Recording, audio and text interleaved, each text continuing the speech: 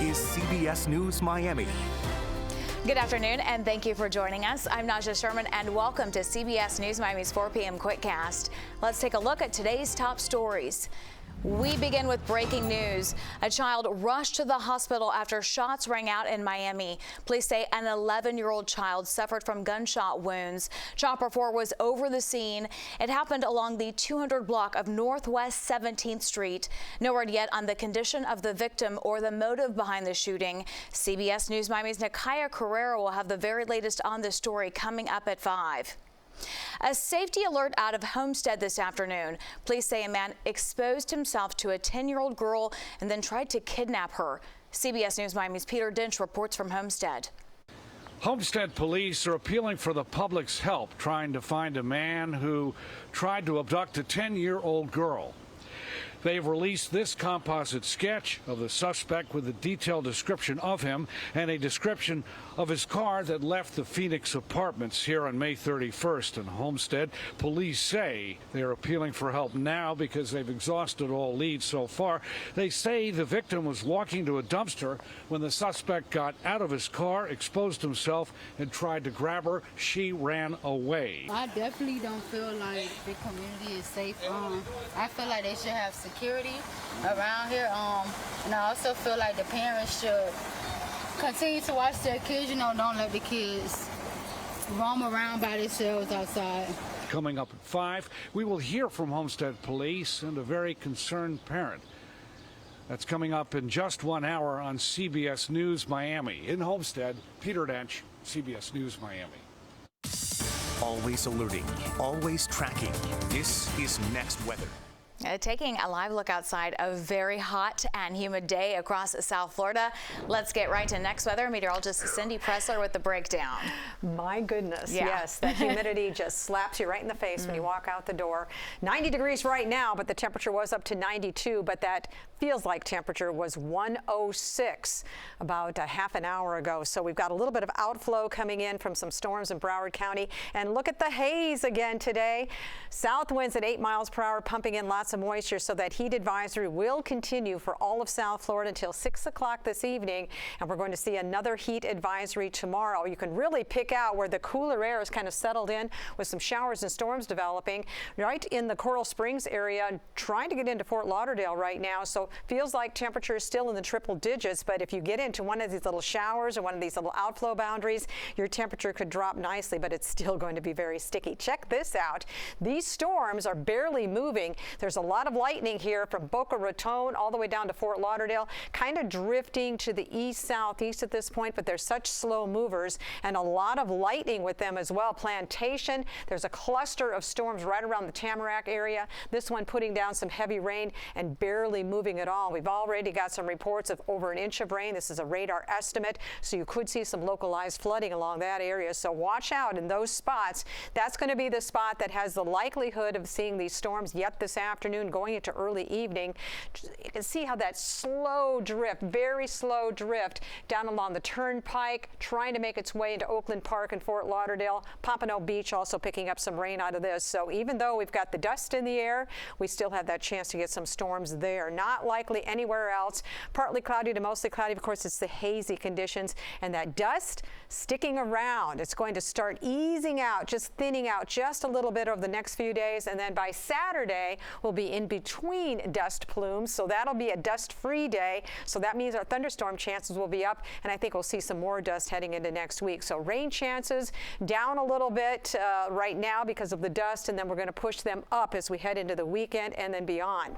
So here's your forecast. Temperatures in the lower 90s today. We're going to stick in the lower 90s with very hot and humid conditions, lots of juice in the atmosphere, and then next week a better chance for showers and thunderstorms. We'll go back to more summer-like, typical summer-like conditions with an easterly flow. We'll watch those thunderstorms develop every afternoon.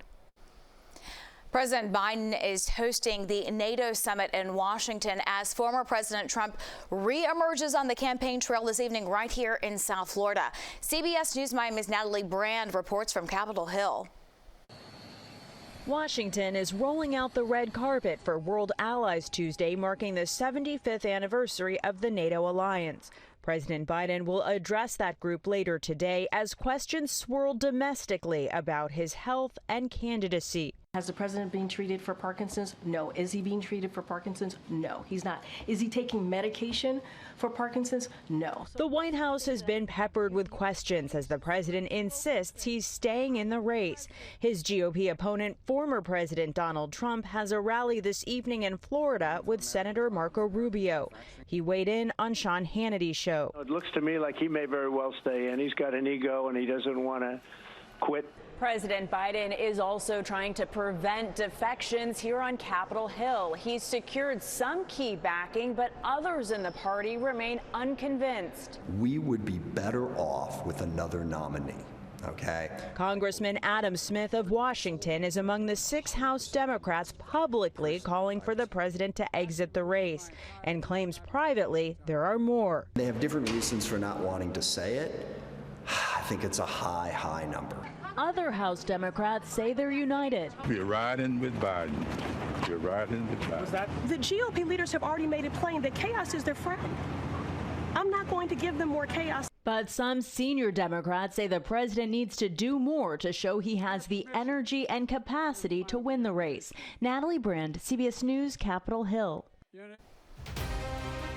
The 2024 campaign trail continues and takes us to Doral. Right now, you are taking a live look at Trump's National Doral Golf Club, and that's where former President Donald Trump is set to deliver remarks at a campaign rally in just a few hours now. And this, as speculation swirls, that he could announce his vice president soon. CBS News confirms that Senator Marco Rubio, who's on the short list for VP, will be there. CBS News Miami's Chelsea Jones is also there, and she's going to have a live report for us coming up tonight at 5. And drivers, get ready for some headaches. We are tracking the very latest driving situation, and you can see this is where police say you're going to see the biggest traffic impact. We've highlighted it for you. They say to expect delays along Northwest 87th between 58th and 36th Street, and on Northwest 41st Street between Northwest 87th Avenue and 97th Street. Ahead of Trump's return to Doral, Florida Democrats are getting their message out of support of President Joe Biden. They've put up anti-Trump billboards all around South Florida. They also held a press conference today. They shared concerns about Trump's Project 2025. CBS News Miami's Joan Murray was there, and she's going to have a full breakdown tonight at 5. A clue to a deadly shooting caught on camera. Police say bullets rang out during this bad crash in Tamarac. Newly released surveillance video shows both cars colliding. It's along Commercial Boulevard and Northwest 63rd Avenue. You can see 2 men inside one of the vehicles. Then they walk away from the scene. When police arrived, they found a third man dead inside the other crashed car. Police are now searching for the 2 suspects that are accused of that man's murder. After Hurricane Beryl hit the Texas coast Monday morning, millions are without power. It's a difficult time, but many are offering a helping hand. CBS News Miami's Bo Evans reports from Dallas. Everybody has a gift to offer the world. That includes Joe Crutchfield. Mine is logistics, and so this fits in well. He's in charge of getting the kitchen set up when Texans on Mission heads out on relief missions. Tuesday morning, they're on their way to Houston to feed people after Hurricane Beryl. They may not see me, but they would see the food, and then years or days or hours later, that they can know that Jesus provided this meal for them. You don't have power, as we all know too well here in North Texas. You don't have a refrigerator, you don't have an oven, you don't have a refrigerator, you don't have any of the things that you're used to, and you can't go down the street to get something to eat because they don't have power either.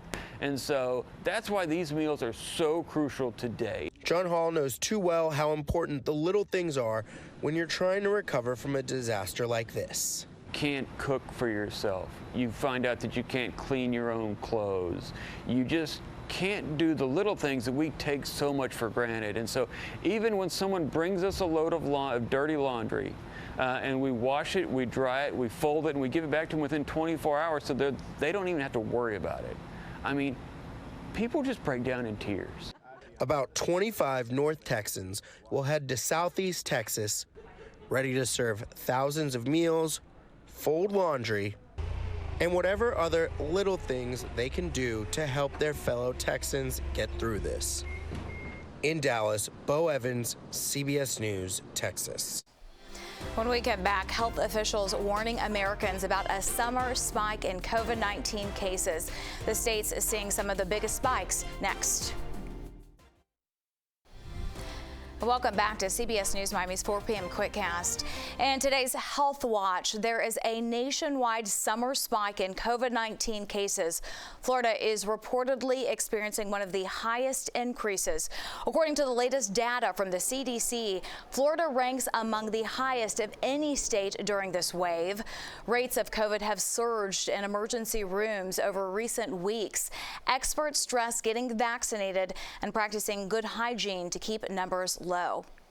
It's a big week for soccer fans across the world. 2 major tournaments hold final matches this weekend.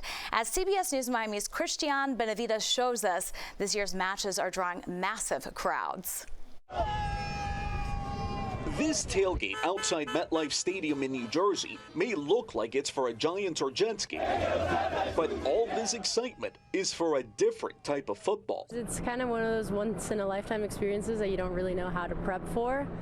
Juanita Diaz is among the tens of thousands in attendance at Copa America, the premier soccer tournament in the Western Hemisphere, which is being hosted here in the U.S. 16 teams compete over several weeks.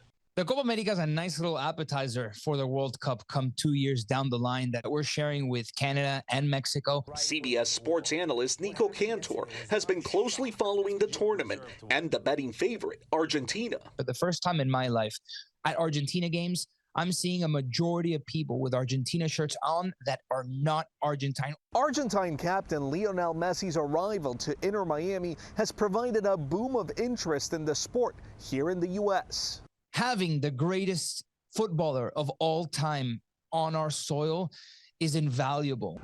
Football fever is adding up to record TV audiences, and analysts say it's having a sizable impact on communities, both economically and culturally.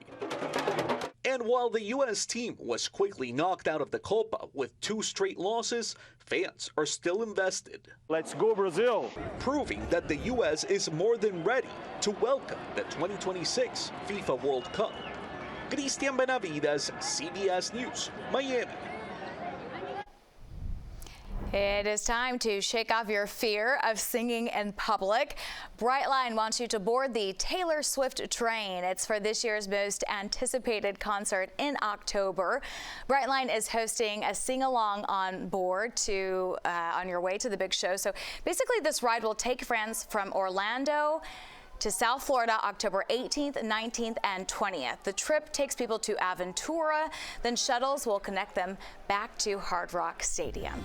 That's the CBS News Miami Quickcast. I'm Naja Sherman. Stay tuned for more news right here on CBS News Miami and have a wonderful day.